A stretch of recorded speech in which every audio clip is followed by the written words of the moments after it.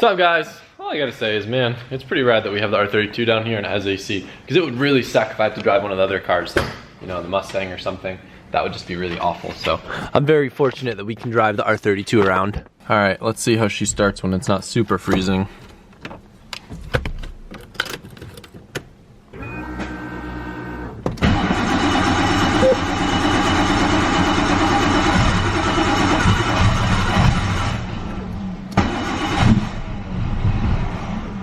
Still struggles. So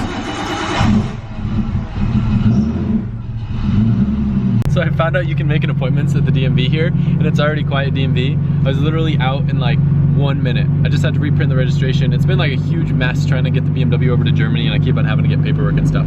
But that's just absurd, and it honestly threw me off so much. It only cost $3, so like, I still feel like there's a catch somewhere. Coffee time. So last night at the little car meet, me and Alberto were playing with the throttle body, and after playing with it a couple times and like kind of letting it release with the hard spring pressure, my idle kind of got thrown off and dropped. So I have a feeling that there's like a little plate in there, maybe a butterfly valve is what it's called, and if it was a little bit loose, when it snapped closed, it might have actually snapped properly closed, where before it might have been a little bit open, so it was actually over centering, and that's what was getting it stuck.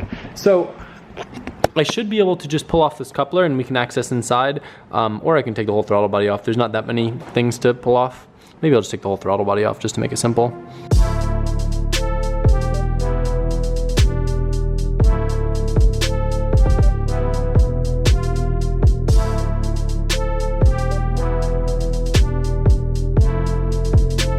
All right, so what I was referring to, so when we were playing with the throttle body, this is like fully open, right?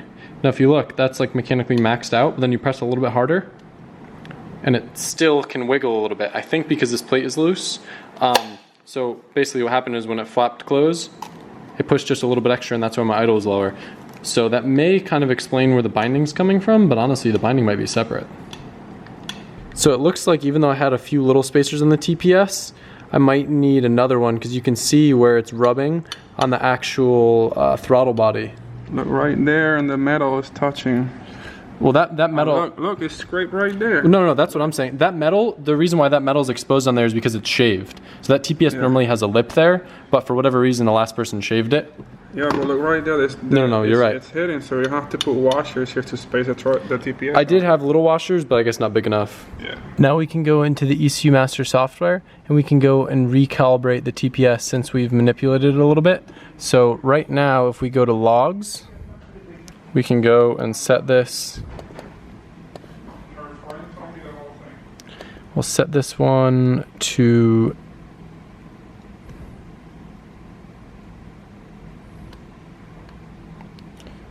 just the TPS, and then we'll set the one underneath it to TPS voltage. So then what we can basically do, look at whatever the voltage is when the throttle's at 0%. It should show us any second now, come on. So it's pretty simple now to calibrate it. We just look at the voltage when the throttle isn't pressed at all, which is 3.9 volts. We'll go up to where it says the minimum voltage, and we'll just put 3.9 right in there.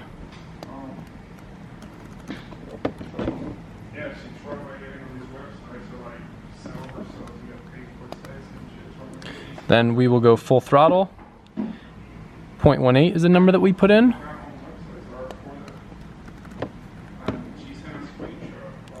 Enter. So now if we look down here with the pedal floored, we're at 100%. Release it down to 0. We can play with it a bunch of times, make sure it's consistent.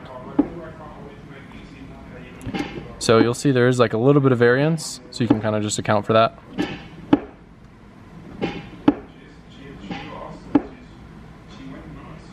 So I'll probably change that to 0.2.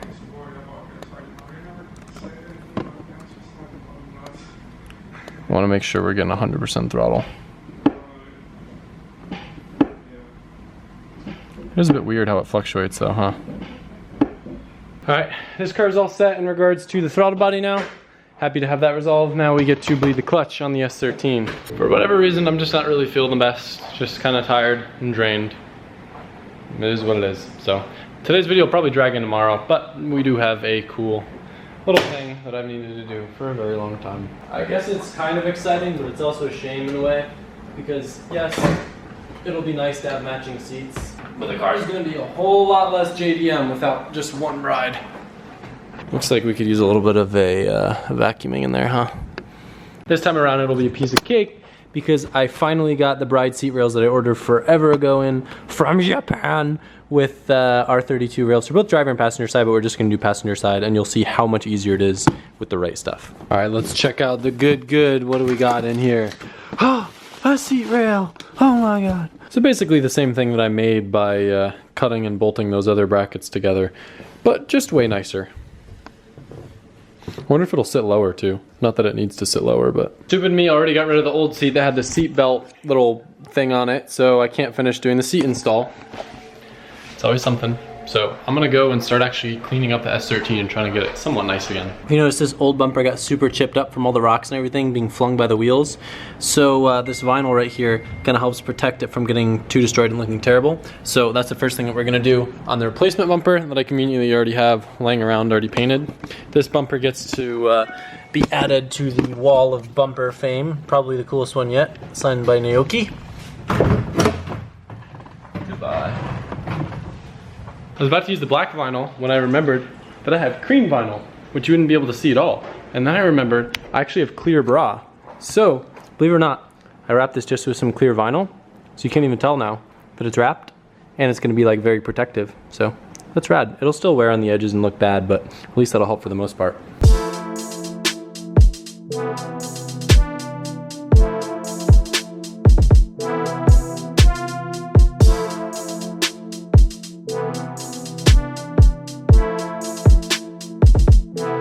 Alright, so today's focus is basically turned into making the S13 nice again. Got some new aero for it. But first off, we're gonna make some splitters. I've already traced out the template. Now it's time to just do all the messy cutting.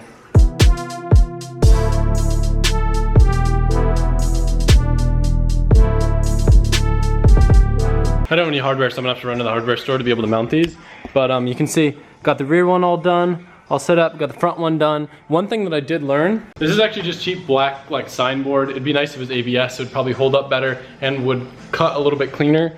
So in this area right here, I guess it's on the other side. You see those ridges in there? I learned after the fact that if I put masking tape here, then the edge of the saw won't dig into it, because this stuff's just really soft. Like you could press into it with your fingernail. So that kind of sucks, but I don't have enough to remake another one, so we're just gonna live with it. They'll probably get destroyed like this down the road. The idea is just that maybe down the road I'll take it to a place that can make me some nice like ABS ones, or even maybe carbon, I don't know. That'd be dumb, but cool. I like carbon. I had some new skirts painted a while back for the car. I don't really like them as much since they don't have much of a curve. They're more like BN style. But this one's a kind of toast on this side. So I'm gonna put one at least on one side and see how it looks, and then maybe I'll put one on the other side. Haven't decided yet. It's kind of funny that these actual side skirts haven't been changed ever in the whole time that I've owned the car. They've actually lasted, even crashing multiple times and everything, they're still intact. So it's pretty impressive. Not looking forward to having to fit new ones. I mean, they're still like pretty decent. They didn't even crack here, just kind of like got a little icky. Definitely not too crazy about the style of this side skirt. But it does actually fit really well. I don't know how it's gonna blend with my bumpers, but I guess it looks better than what I had on there before. I think I'm just gonna put one on one side though. All right, time to go test this thing out with the new clutch. Let's see how she is.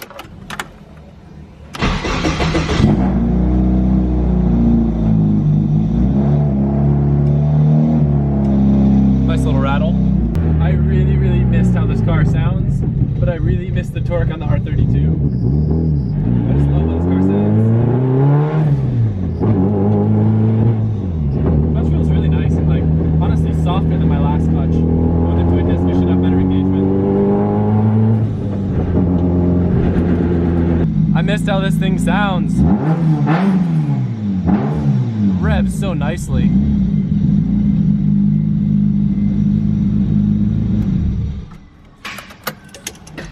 Driving this car again definitely put a smile on my face. I'm excited to get it tuned. Hopefully Monday we can get it tuned and then we can start ripping again in her. Ooh, she's excited. I think it's time for the Lone Star banner to come off. No hate, Aaron. I like the Lone Star banner, but we're gonna need something new for Super D. Bye-bye. Current task at hand is mounting the bumper, which isn't that hard. The only tricky thing, because this side's all smashed in, kind of hard to get it to fit nice in here. I'm just gonna push it in more than it probably should be, and just put bolts in there to try to hold it in and make it look somewhat nice. It'd be cool if I had replacement light, that'd make it look a lot nicer, huh? It's such a tedious process, and it's really nothing interesting to film, so pardon my lack of really going over this, but got the rear bumper all fitted. Looks pretty good. I'm pretty happy with how the splitter looks. It does kind of accentuate though how small this exhaust tip is. I wish it stuck out a little bit more. Maybe modify that in the future or something. I went a little bit more tame with the side splitters on this car compared to the R32. With the R32, the way that the side skirts are curved, it gets really fat in the middle. You can kind of see if I just like walk over here and point down at it, because they curve like upwards towards the front, so it gets really fat, looks really aggressive. This is definitely a bit more mild, but I think it looks good. It blends together well. I really don't like these side skirts. They don't blend with the rest of the kit, but I think they look better than the one that I had on there that was all cracked up and stuff. So, excuse the side skirt. It's not gonna be on there for very long. Might look better once the car's on the ground. Right now, it just looks like super boxy compared to the rest of the kit and the way that it flows. I guess it could look worse. Front lip looks pretty good.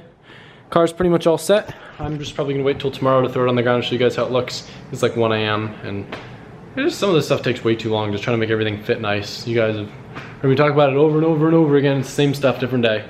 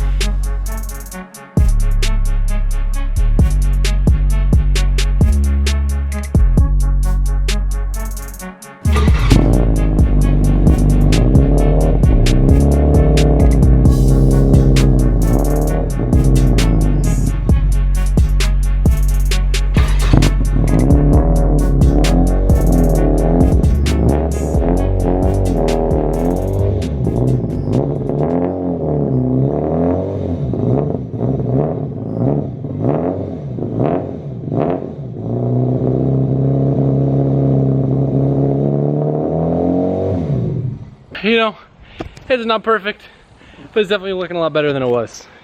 She's finally looking pretty clean. Pretty happy with how the splitters came out. It's a good car. Hope you guys are excited to see this thing back in action. We'll be tuning in at Monday. Tomorrow, we got a drifting video for you guys. I'm actually heading down to a track called BBIR that I've driven before. We'll go shred with Matt and Taylor, get some good tandem action in, get this thing tuned up, then we'll be off to Super D. So, not perfect, but she's definitely looking a lot better than she did, and I'm excited. I don't know what I'm doing with my hand.